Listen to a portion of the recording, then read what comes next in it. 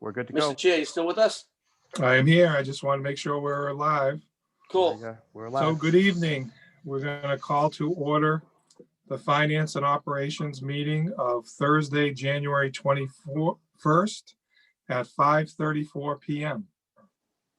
So welcome, everyone. Doctor, if you could put up the agenda, that would be wonderful.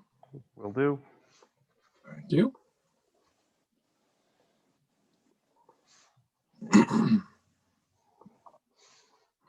All right, before we begin the meeting, I'd like to just take a moment of silence for Mr. Nelson Chin, who we lost a few weeks ago. I know we haven't had a meeting since then, so I hope we can just take this quick moment to remember him.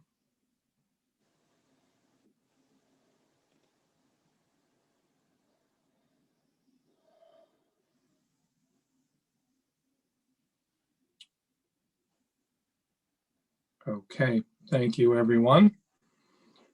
So the next order of business is the approval of minutes from January 7th, 2021. Do we have any questions on those minutes? No, sir. I'd like to make a motion that we accept the minutes as written for January 7th, 2021. Thank you, Mr. Devon. Do I have a second? Second, Okay, we'll take a roll call vote. Ms. Saros? sorry, aye. Mr. Devon? Aye. And the chair votes aye, unanimous. Thank you. So we're going to go through a few things this evening on the agenda. We're going to get a facilities update.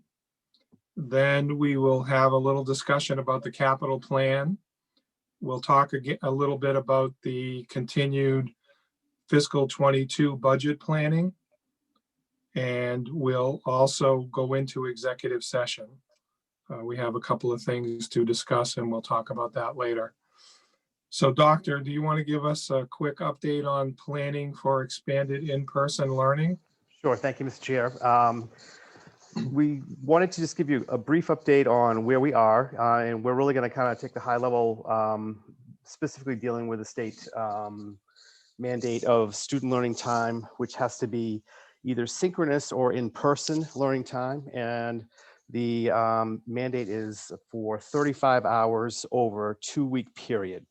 So wanted to show you what our current times are.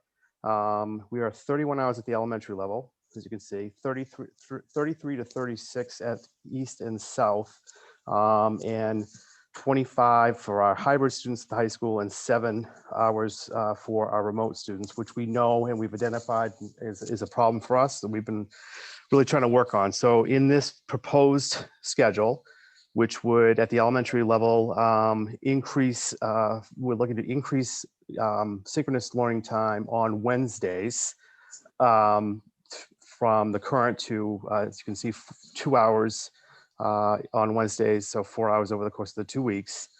At East and South Middle School, as you know, we're looking to go to a cohort A in the morning, cohort B in the afternoon approach, as we are doing at the elementary level.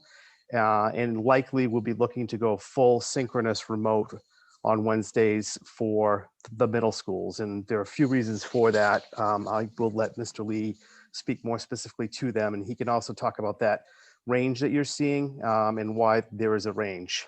And at the high school level, as you know, we're going to collapse the cohorts, and we are going to be in person in the morning. I'll show you the time frames in a second, and then we'll be synchronous in the afternoon. The fully remote students will be participating all day long. So while our hybrid students are in person, our remote students will be getting into those classes through Google Meet in a synchronous learning mode. And then when the students go home in the afternoon, we'll be providing synchronous for all students, both fully remote and for our hybrid who are there in the morning. So that will bring us to, as you can see, from the 25 hours for hybrid and 7 hours for remote to well over the 35 hours of student learning time. Just to be clear, we reached out to the state to let them know that we were going to need an extension to implement the time requirement. In our case, when you look at what the actual reasons were for the waiver We didn't fit into any of them because the waivers were really for those school systems who do not ever really intend to get to the 35 hours. So we didn't really fit. So we explained to them that we'll be implementing new schedules on February 1st. And we received basically an approval from the commissioner's office for that extension. Looking at just the approximate start and end times, I won't read them through for you, but middle school and elementary schools, you can see cohort A, arrivals and dismissals, and then B, arrivals and dismissals.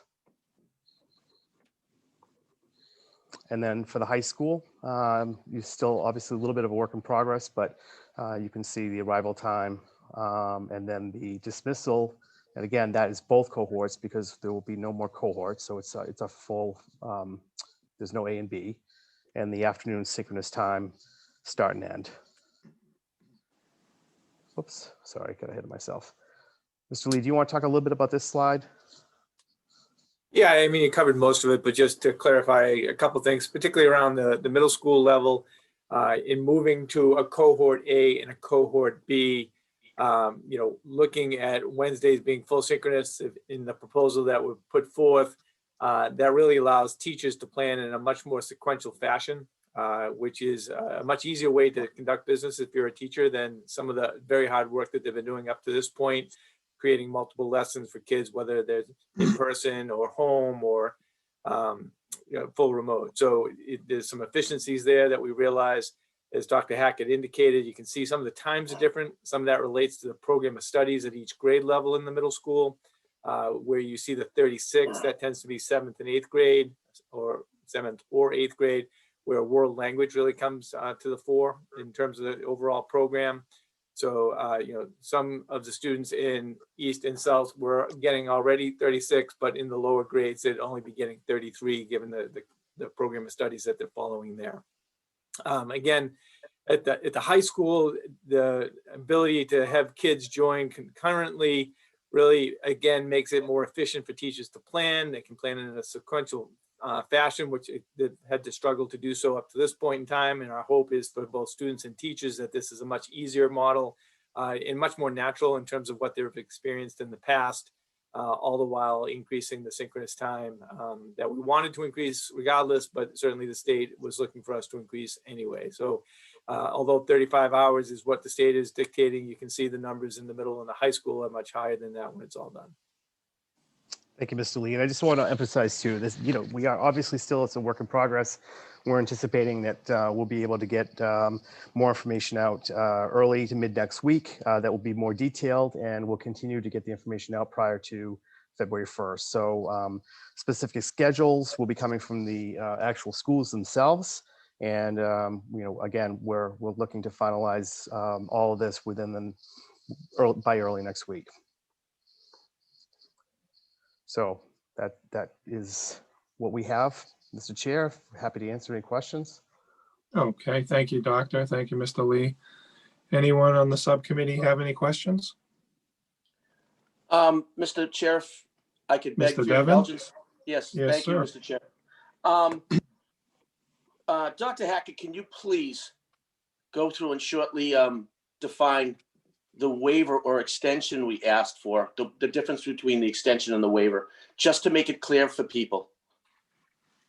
Certainly. So there were, off the top of my head, there were four conditions that the state allowed for school systems to ask for a waiver. If school systems were not going to get to the 35 hours over the 2 weeks or the 40 hours over the 2 weeks if you were fully remote. So that's one thing I should explain. The definitions have been, well, they're not clear, and I don't understand why they were put out this way. But if you are a full remote district, then the requirement is 40 hours over the 2 weeks. If you are a hybrid district, even though you have students in full remote, you are still providing hybrid educational services, then they consider you to be a hybrid district. That's the 35 over the 2 weeks. So if that's to start, that's that definition has been understandably a little bit unclear. So some of the reasons that you could apply for the waiver, which again was a full waiver, not just for an extension. One, I believe, was if parents were, if you could demonstrate that parents were happy with the amount of they were happy with the program, even though you weren't getting to the 35 hours, but your parent survey demonstrated that the parents were happy with that. And there were a couple other reasons why you could provide, why you could ask for a waiver. Again, we just didn't fit into any of those, because we were planning to implement and get us there. And we just really need an extension from the January 19th date. I think it was the 19th. So that's really the biggest difference for us. Thank you, Doctor. I think it's important for people to realize that no time did we feel that we weren't going to be able to make this. We just needed the time so we could make it fit within the schedule, within the physical limitations of our buildings. Correct. Thank you, sir. Welcome. Thank you, Mr. Chair, for your indulgence. Thank you, Mr. Devon. Any other questions from the subcommittee? Okay, Doctor, I have a couple of comments. I think that, obviously, since you sent out the note about the updates, we've had some communication from parents and teachers with concerns. And I think it's just important to kind of give a little background or a little update from the perspective that administration and obviously, your communication to us on the school committee. We were, many school systems were not able to come back after the holiday break, obviously because of what happened during the Thanksgiving break and the way the numbers rose. I think we're pleased that we were able to come back in the fashion that we had planned to at that point. And, obviously the COVID numbers were pretty substantial in that first week or so that we came back. It's important to note that because, as we've said for a few months on this subcommittee, our goal is still the same. Our goal is to get back to full in-person learning. And we put some of the pillars in place to do that with a vote of the committee about a month ago to reduce the distance if agreeable with the health department to 3 feet. Obviously, with the way that things transpired during the holidays, that wasn't an option. And, we had to look at what were the other ways we could get to more learning, first of all, and certainly more in-person learning. So I think, again, I know we're looking at this plan kind of high level, but it's taken us down the runway that we want to go, right? We want to get to some place that gets us closer to full in-person learning, kind of what we would have considered normal almost a year ago. And, there are a lot of good things at the end of that runway, right? There are testing, more testing opportunities coming up. We know about vaccines. I'm pleased to see that our teachers are going to be in phase 2, which I think starts February 1st. I know that depends on supply. So, that's certainly some good news and things that we're encouraged by on this road to get where we want to be. And I think the other thing that, just the last thing that I want to share is, I know there's some concern on that slide that the doctor shared about the times that students will be in school. But you have to understand, because we have split cohorts, that we only have so many hours in the school day. So in order to make that work, if you do the math and give us time to clean in between the cohorts, that is exactly how those numbers fall out and how that schedule falls out. The only other thing I'll add is, certainly if there's an individual concern as the schedule gets rolled out, you want to speak first to your building principal. That's your first line of communication. And certainly if you have, a further concern, that can bubble up to the administration, to Dr. Hackett and Mr. Lee. we're certainly, in the loop and advisors on this, but we just want to make it clear that we're comfortable with the direction that the administration is going. And we understand the reasons that we're at this point in the path to where we want to be. So hopefully everyone can understand that. And, nothing has been perfect on this journey, but, I can tell you, we've gotten emails from parents in other school districts around us wanting to understand how we've done what we've done. And if we can give advice to their school committee. So I think we're doing the right things for the students in our district. And I hope that we'll get the support of all the parents so that we can keep moving forward. So I'll leave it at that. Dr. Hackett? Can I make one comment through the chair? Absolutely. Ms. All right. Saros. So with the vaccine, I know the teachers are phase 2. That is like our goal. What is the eventual goal of, if the teachers are all vaccinated, are we going back fully? Obviously we don't know the time frame, but like, is that the goal? Once they're vaccinated, who wants to get vaccinated, are we moving forward? We need to get these kids in school. I think that's a great question, It is a and I great think question. I think Yeah. you're right. I mean, from my perspective, the schedule that we're putting out in front now is a good schedule, and it's certainly better than what we're doing. And it's a schedule that we can sit in if we had to. We could sit in through June, but when you look at the time frame, the vaccination and phase 2, as you said, it seems reasonable that we could truly be having a discussion. Early April, late March, about the possibility of being able to have every staff member who wants to be vaccinated have a vaccination. Accommodations for those who do not want to get vaccinated for whatever reason, could be a health issue or whatever, have some kind of accommodation, and then talk about just coming back full, like for a regular schedule, because we'd be able to have all our staff, have the vaccine. They would be safe. We know students can't take the vaccine, but we could also have our bus drivers vaccinated as well, get kids back on the bus and making sure we can maintain all the protocols. So I think that, we'll know more by mid-March as to where, how things are progressing. But I really do think that, from my perspective, that's the logical next step, is to get people vaccinated and then just go back to a regular schedule like we were in the fall of 2019. Okay, thank you. Thanks. Mr. Chair? Yes, Mr. Devon? Yes, thank you.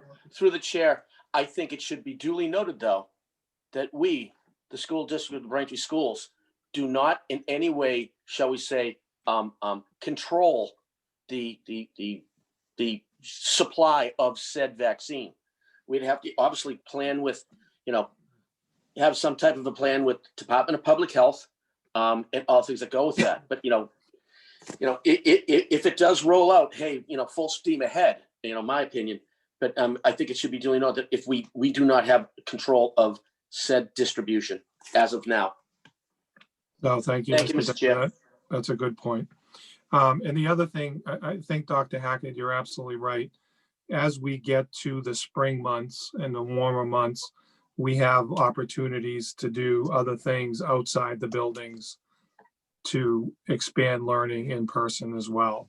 So I think that's, when we talk about the runway that we need to get where we want to be, there are a lot of positive things that are helping us get to that path, hopefully sooner than later. I mean, I didn't hear an update today, but I believe the president was also going to sign an executive order to facilitate getting kids back into school.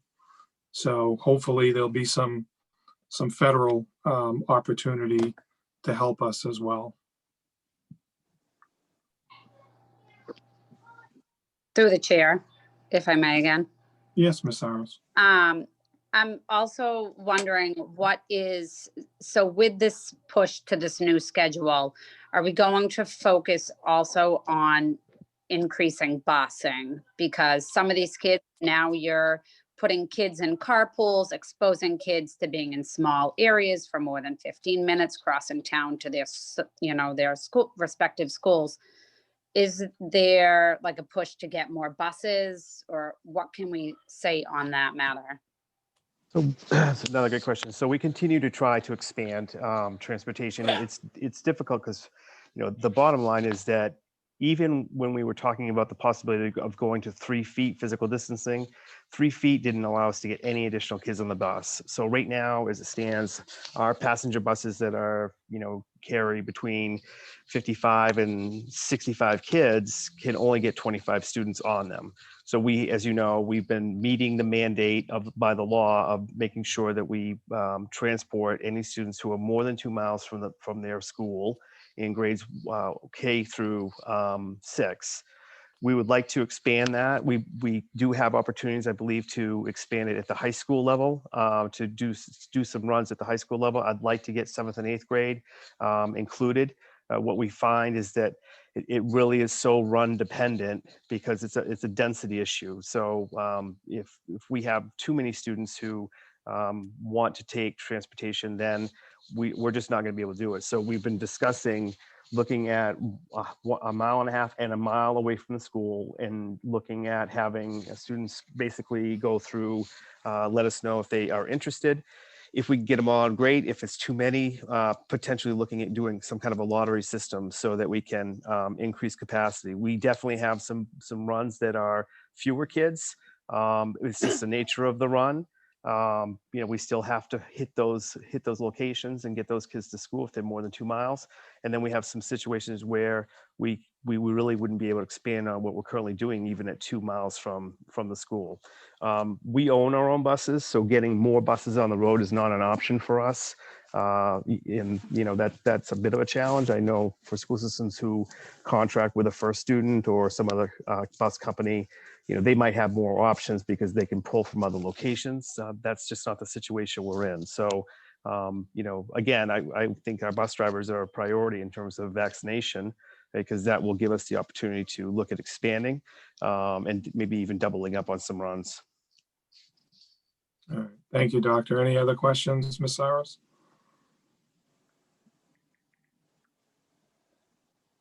Okay, Doctor.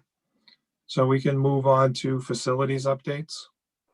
Okay, sure. Just briefly, and I'm going to ask Ed Cronin to speak on this as well. I wanted to, and I think I know that you as a committee want to talk a little bit about the feasibility funding for the high school that was approved by the voters back in the spring. Just to make sure that everyone understands that we can't do a feasibility of the study of the high school if we want to participate in an MSBA project until they approve us to enter into a project. If we do a study prior to that, the MSBA will not accept it. If they do invite us in, and then we do the feasibility study, not only will they take the feasibility study, but they'll also reimburse it for us at the reimbursable rate of whatever that reimbursable rate would be at the time. So I just want to make sure that the public understands that, and I know you do, that for the feasibility study, that those are kind of the conditions. And the reality is we may not ever get invited into an MSBA project. So I don't know. You as committee want to talk a little bit about what what would you look to be doing at that point in time, and also just want to make the distinction that the money has not been borrowed, so it's not like the town is sitting on the $1.5 million and waiting for us to spend it. They would bond it when we were ready to go. Yeah, I would like to suggest, unless the subcommittee has a different thought, that we take a vote just to table that that item until we see if we are invited into that MSBA opportunity. Before I make that said motion, may I ask a question, Mr. Chair? Yes, sir, Mr. Devon. Okay. The only question I have is, we know that we have the potential for borrowing it, and the fact that if we use that, the MSBA could look at us and say, excuse me, you're going to have to do it again, thereby wasting $1.5 million of the taxpayers' money. I don't think there's any person that sits on, on any of the committees, be it us, councilors, the mayor, whatever, that is, all in for spending 1.5 on something and having to do it again. I guess what I would ask is, how long do you want to table this? Because I know that we can put an SOI in, I believe, in the next, shall we say, month and a half for the high school. And then at such point in time, we can bring that off the table either this year or next year. I guess my question, I'm sorry, let me get to it. How long under Robert's Rules of Order are you allowed to table something? That's a good question. I believe we can at least table it till the next invitation. And what would that be? 60 days in total invitation, and then understanding of whether we get accepted. I just think, again, we don't want to see any action on it as a finance and operations subcommittee until we have a better understanding of where we stand with the MSBA. Excellent explanation, Mr. Chair. At this time, I'd like to make a motion that we table the Braintree High School feasibility money until such time as we can make an action that will be favorable for the town of Braintree.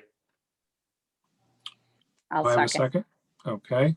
Motion and second. Roll call vote, please. Ms. Saros, Aye. Mr. Devon, Aye. and the chair votes aye. So it will be put on the table. Okay, all right, thank you very much.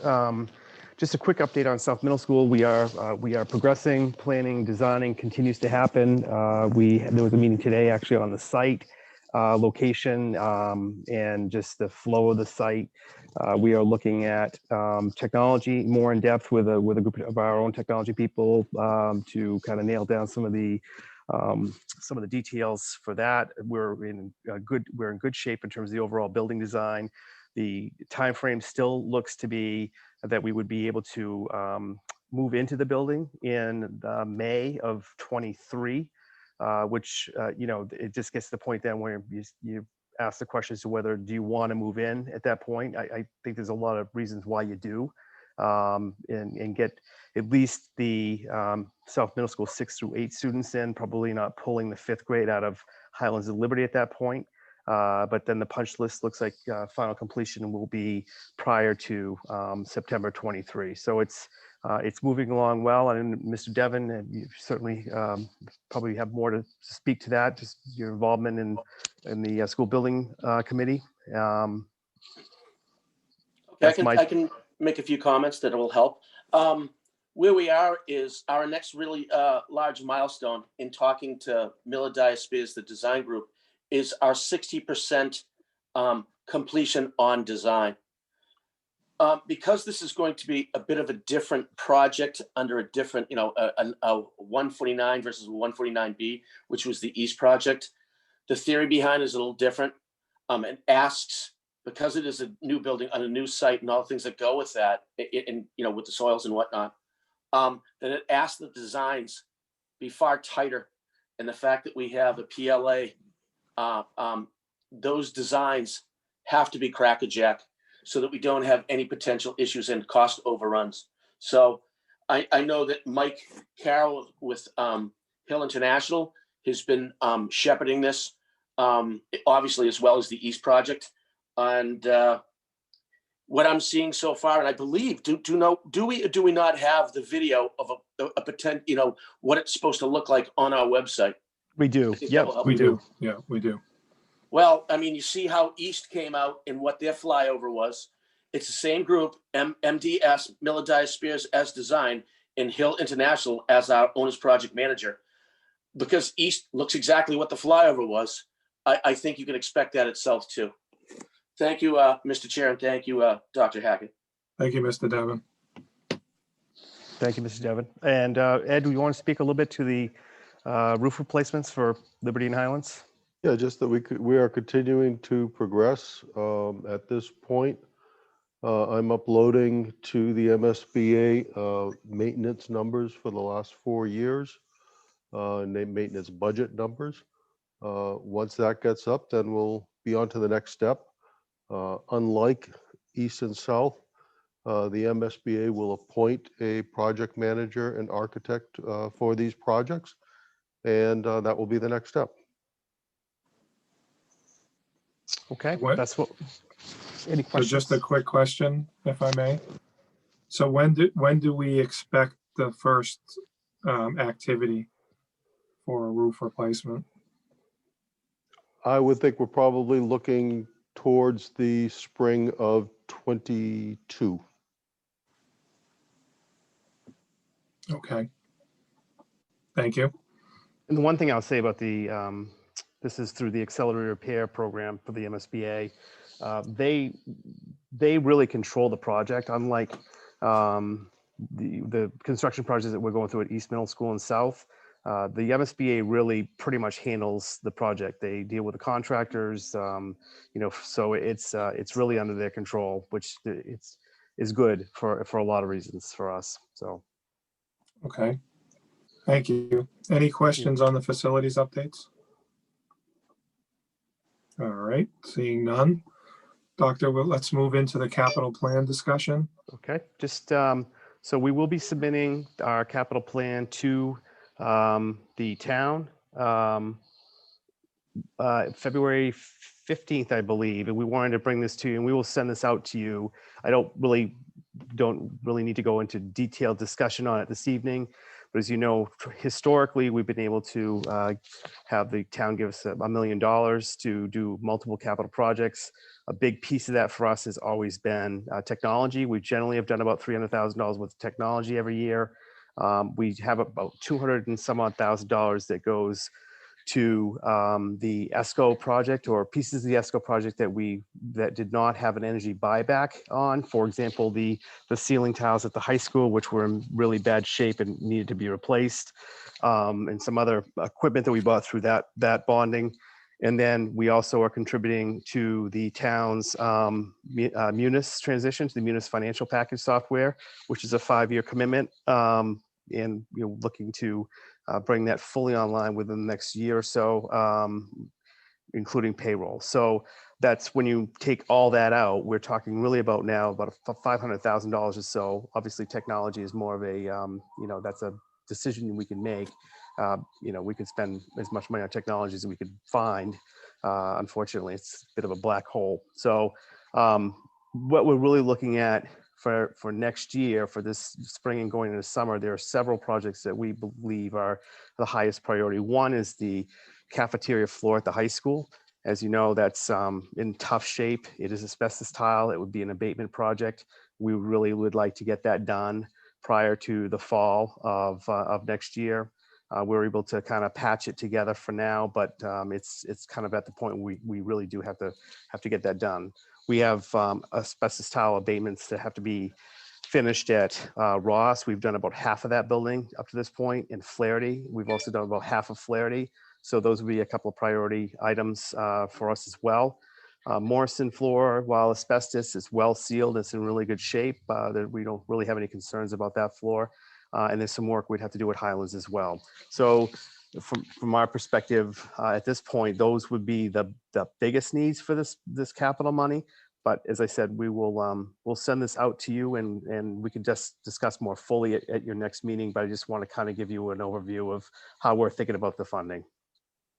Okay. Any questions? I have a couple of comments, Mr. Chair.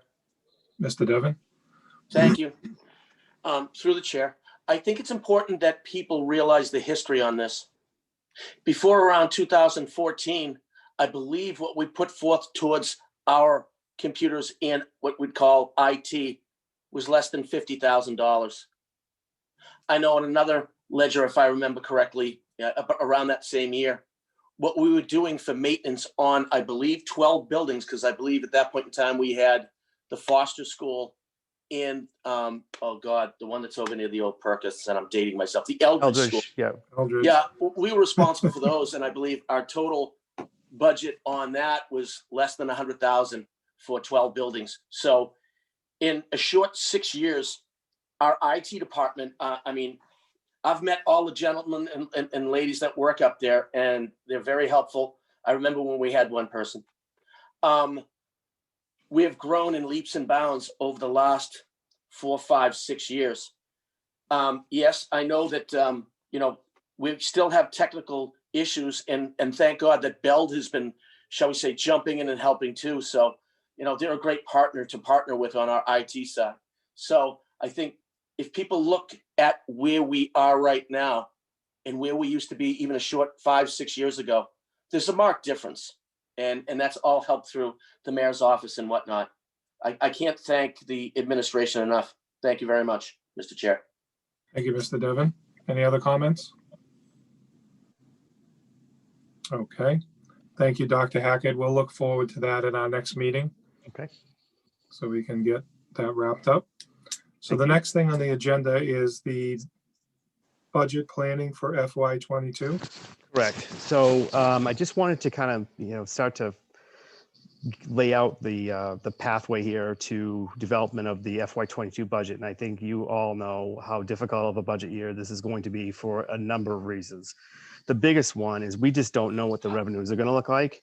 I certainly know that as I have on the slide, the governor is scheduled to release the House 1 Chapter 70 funding on the 27th, which is next week. That generally is a number that last couple of years we have planned with using, and it has not gone lower than that. But as you know, the Chapter 70 numbers, the actual funding can be given to us, the final number as late as July. So in a lot of ways, we are flying blind on what we're going to get from the state. And that's a decent chunk of our funding, although most of our funding is local. Local revenues are looking like they're going to be down. I mean, it's likely that they're going to be down. I think that, beginning the communications with the town finance department and the mayor's office would be a good thing for us to do. I'm sure that they are doing some forecasting on meals tax and knowing that all those numbers locally will likely be down. So I think if we could get some kind of guidance from the town, over the next few weeks or so we can kind of have a general understanding of what we're looking at, I think it would be incredibly helpful.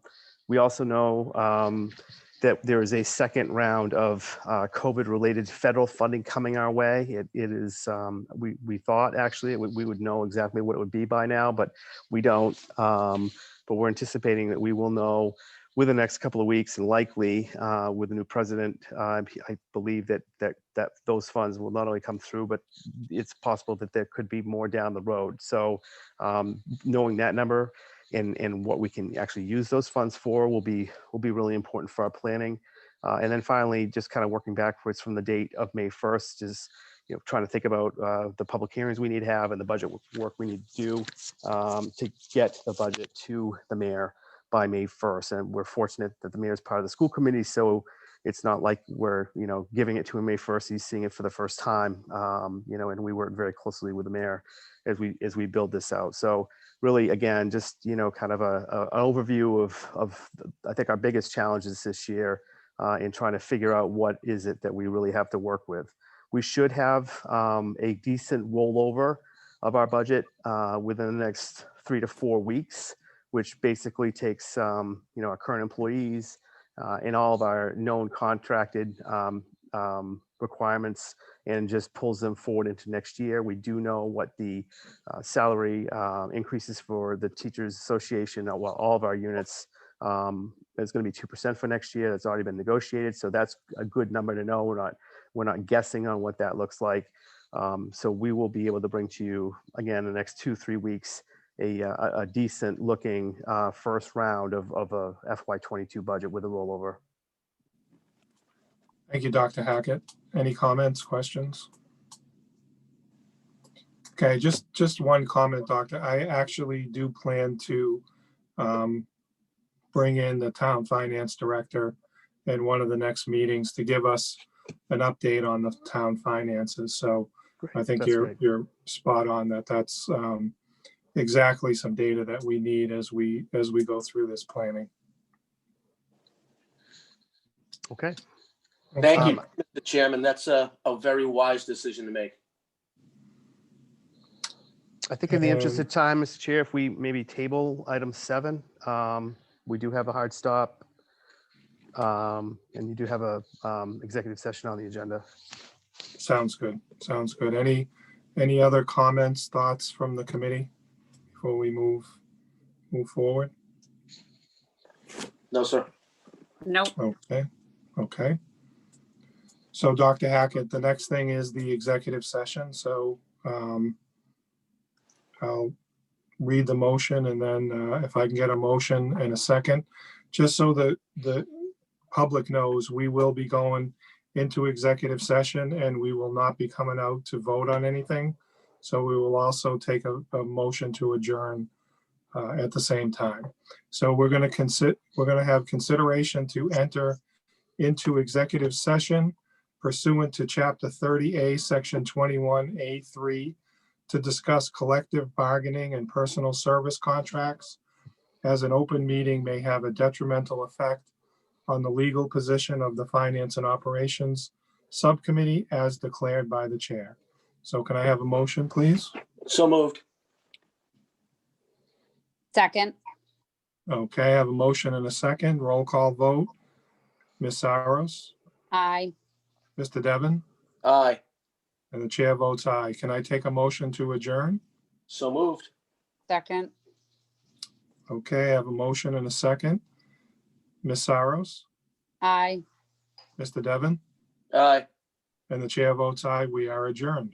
Thank you. Are you gonna send out the link for the executive session? Dr. Yes, Hackett. I'll send the link out right now. Thank you, Okay. sir. Thank you, Okay, everyone. Thank you, everybody.